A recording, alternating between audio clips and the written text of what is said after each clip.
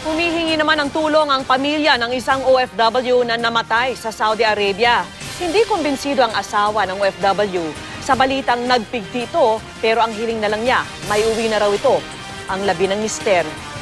Nakatutok si Mark Salazar.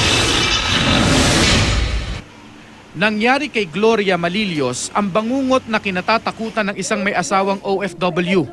Electrician sa Saudi Arabia ang mister niyang si Juanito Malillos Jr. April 15, natanggap niya ang balitang nagbigti raw ang kanyang mister, bagay na hindi niya mapaniwalaan. Hindi po ako maniniwala na namatay yung mister ko dahil nakausap ko po siya.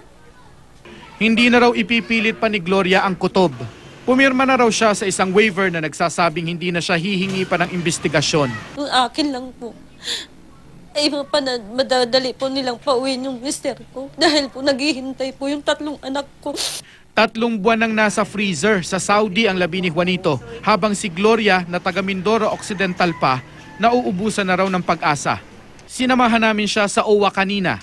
Agad pinatawag ang recruitment agency ng biktima, ang YHMD International Manpower Services Incorporated.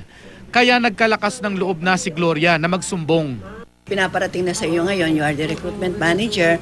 Tingnan mo na lang yung mga tao mo doon sa opisina.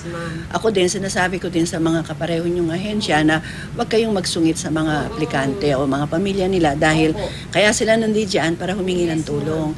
Nangako ang agency na mamadaliin ang pagpapauwi sa labi ng mister ni Gloria, magbibigay rin daw ng burial assistance.